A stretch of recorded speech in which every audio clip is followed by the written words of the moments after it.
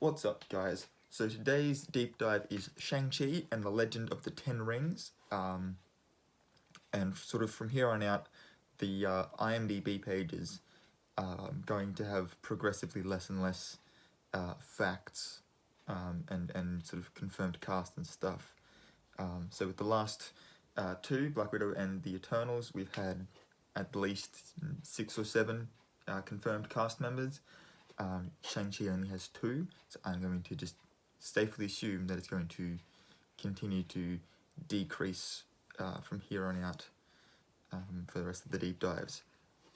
But let's get straight into this.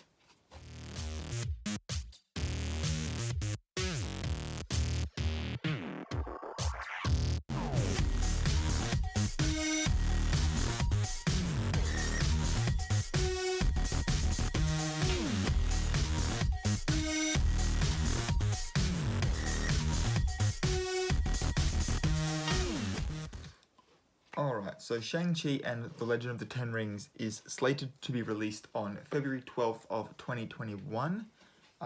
It's going to be directed by Destin Daniel Cretton, and I hope I'm pronouncing his and everyone else's names correctly in this video. Destin's a relatively unknown. I did have a quick look on his IMDb, and there's a lot of short films and like documentaries and stuff that he's directed. But this will be sort of his first big budget film, which gives me another reason to love Marvel, other than the really interesting characters and storylines and just everything about them. Another reason now is that they're giving lesser known filmmakers the chance to show their talents on a larger stage than they would otherwise have been able to had they just been continuing the way they were, which is really cool, actually. It gives me a lot of hope as a filmmaker myself that one day a company like Disney and Marvel might give me the opportunity to present to the rest of the world my stories and my films and stuff, which would be really cool. Simu Liu is going to be playing Shang-Chi. Again, I'm hoping that I'm pronouncing all of these names correctly. And then Tony Chu Wai Lung is going to be playing the Mandarin, which is really, really exciting. I think I said in an earlier video that this one, as far as the rest of the films in Phase 5, this one's sort of the most unknown one to me as to how it's going to tie in with the rest of the MCU, because its only link to the rest of the MCU so far is that it's going to have Mandarin and the Ten Rings being a part of it. I'm going to read some of the trivia from IMDb, and then I've got a page from my fact files on Shang-Chi. I'm going to be reading from the back of it because there is some elements there that I think could become part of the story, and so together with the trivia of the film itself, I might be able to piece together some plot points, if not a full cohesive story.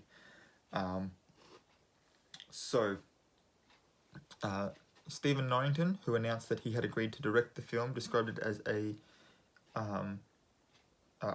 real honest-to-goodness martial arts film, rather than a film that simply has martial arts in it.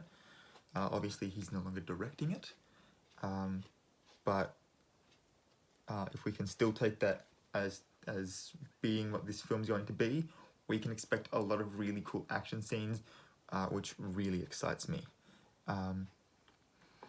The film will feature Mandarin as Shang-Chi's enemy. The Mandarin, obviously, is traditionally an enemy of Iron Man Tony Stark, but he was brought into this film as it felt more appropriate for a Chinese hero to fight a Chinese villain.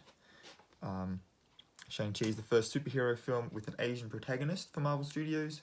Again, this film's going to be doing for Asian people's what Black Panther did for African and African American peoples. Simu Liu made a tweet in December 2018 about asking Marvel for the role. He later tweeted the quote on July 20, 2019, and thanking them. Ang Lee was brought on as a producer of the film with Stan Lee executive producing.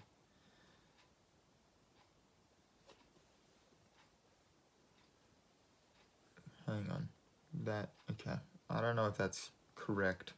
They've got DreamWorks in this particular bit of trivia, and I don't know how DreamWorks plays into this, considering that on the animation side of things, DreamWorks Disney's biggest competitor. Anyway, we'll move on from that one then. Justin Tipping, Alan Yang, and Deborah Chow were in the running to direct the film before it went to Destin Daniel Cretton. Ludi Lin, Stephen Yun, Mike Moe, Alex Landy, Louis Tan, and Ross Butler were all considered for the role of Shang-Chi. Donnie Yen was considered for a role. I hope he's still being considered for a role, because having Donnie Yen in a Marvel movie, I think might actually get my brother off my ass about how there's too many superhero movies, because he absolutely loves Donnie Yen. So if we could make that happen, that'd be appreciated. That'd be great.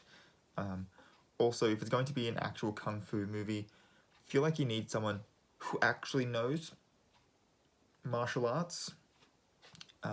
So Donnie Yen and Jackie Chan should be high on the list of people to bring in for this movie. That'd be great. The movie was going to be made by Paramount before Disney bought Marvel, which obviously then would have then pushed its production back. They're now making it part of Phase 5. That's probably where the bit about DreamWorks coming in is relevant. Anyway, this will be the first ever appearance of the real Mandarin, after being foreshadowed in Iron Man 2008, where a lot of people thought that Razor might have been the Mandarin. It was then used as a front by Aldrich Killian and Trevor Slattery in Iron Man 3, before then being mentioned that the real Mandarin actually existed in the 2014 Marvel one-shot All Hail the King. So there's not a lot there to go off for plot points. So with that, I'm going to turn to my fact file. Now, if I remember correctly, I will double check this before I start just speaking it as fact. But I'm pretty sure that the character of Shang-Chi was created because Marvel had bought the rights to use the villainous character Fu Manchu. And they had created Shang-Chi to be his son. Let me just, like I said, I don't want to be spreading that as fact if it is in fact incorrect, but I believe it was something to do with that.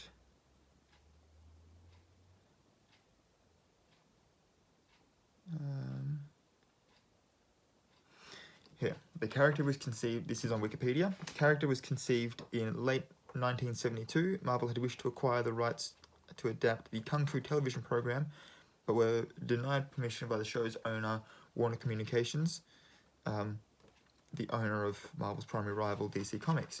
Instead, Marvel acquired the comic book rights to Sax Rohmer's pulp villain, Dr. Fu Manchu. They developed Shang-Chi, a master of Kung Fu, who was introduced as a previously unknown son of Fu Manchu. Though an original character himself, many of Shang-Chi's supporting characters, most notably Fu Manchu, Dennis Nayland Smith, and Dr. James Petrie and Falo Su, were Rohmer's creations.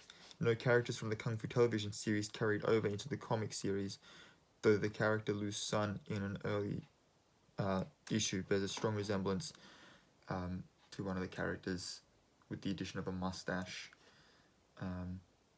with and then later on with the different eyes, his visual appearance was modeled after that of Bruce Lee.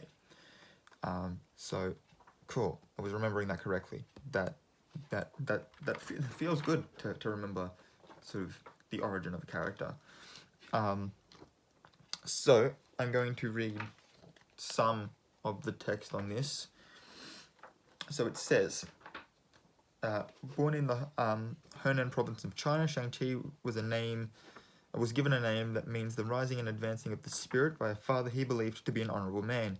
He trained hard from the age of 3 to master every martial art, as well as traditional weapons such as the nunchuck and the shuriken. As his outer body hardened into a fighting machine, he trained his mind through meditation to focus his energy, an ability that later meant he could take on foes much stronger than he. In his late teens, Shang-Chi was sent by his father to kill a man, a task he did not question until after the act. He later discovered that his father was an intentional evil mastermind, one of the most feared men on Earth. The man he had killed was a close friend of Sir Dennis Nayland Smith, head of the British Secret Service MI6. To atone for his mistake, Shang-Chi joined Nayland in his battle to bring down his father's global network of assassins, the Sea-Fan. That's as far as I'm going to read, because that being sort of his origin as a hero is most likely to be adapted in some way into this film, meaning that if we exchange the Sea-Fan for the Ten Rings, means that we're exchanging Fu Manchu for the Mandarin. So the theory I have going at the moment is that it's pretty much going to be exactly that. We're going to see him training from a young age to master all forms of martial art, including armed and unarmed. He's then going to be sent to kill a man, and then decide that he needs to atone for that in order to find inner peace, which will then turn him against the Ten Rings and the Mandarin, who will be his father, I believe, for this film. Hence why they wanted the Chinese hero to fight a Chinese villain, because that's actually his story arc. Interestingly enough, on the front here, in this panel here, it does have a section that says main villains. Obviously the Sea-Fan is the first one, but the second one is actually the Hand, and then the last one being his father. So this could potentially tie in the Netflix side of things as well, considering that the Hand is a part of that. Now when you go and have a look through the Iron Man movies, by Iron Man 3, AIM is working with the Ten Rings. Even if, they blatantly copied the Mandarin's name to create a terrorist, giving the real Mandarin unwanted attention, or unwanted pressure or whatever, they were still working together, because the Ten Ring symbol does still come up before they air their propaganda. So on some level they are working together. Now you could also then include into that the Roxxon Corporation, which never really made an appearance, yet they had a completely empty dock that they were able to use to stage their final act of terrorism, when people would have been working the docks at around about that time. Anyway, so it seems like there's a couple of different corporations that are part of that, which means that they could all come under the Hand itself. And if the Hand turned out to actually have a massive presence in the movie side of things as well as just the TV side of things, particularly if we're bringing in Shang-Chi and Kung Fu movies as well, there is a high possibility of getting characters like Iron Fist and Daredevil to cross over and make cameos, to have martial arts fights in the movies, which would be pretty cool. It's unlikely to happen, but it would still be kind of cool if it did. But yeah, so the main theory that I have though is, as I said before, that he will actually be the Mandarin's son, which would mean, considering that, I mean, even there, considering that the Mandarin's main powers come from rings, which he would wear on his hand, could tie in the hand. Especially if at the end of, I think it was, might have been the Defenders, they basically had dismantled the hand completely. They'd killed off one or two of its leaders. They'd put a rift in between the others, and eventually it just came under one totalitarian ruler, which ended up being the main villain that died at the end of the series. So it could be that the Mandarin then used the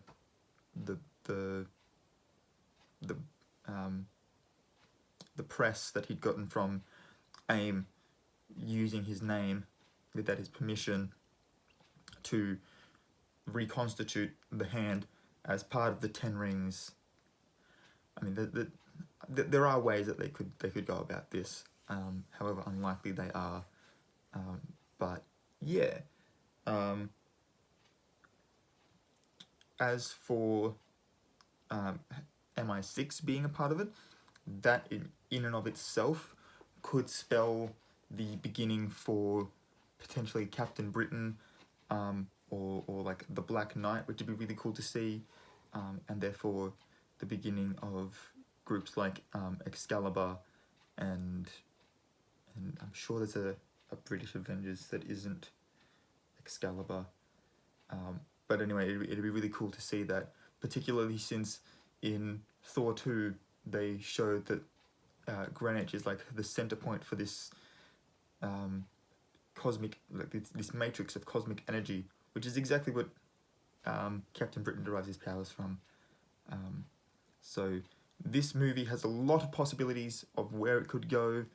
I'm pretty much just continuing under the assumption that he will be the Mandarin's son. That much so far seems certain to me, even though it hasn't been confirmed. Do take that with a grain of salt. But everything else is completely open to wherever the filmmakers want to take this particular film, and how this story is going to influence other stories that may have already happened, or maybe yet to come. And honestly, that gives me reason to be more excited for this film than any other, even though the Eternals is sort of the one I'm looking forward to most. So yeah, that's all I've got for this video. As always with these ones, I will leave my information links in the description down below.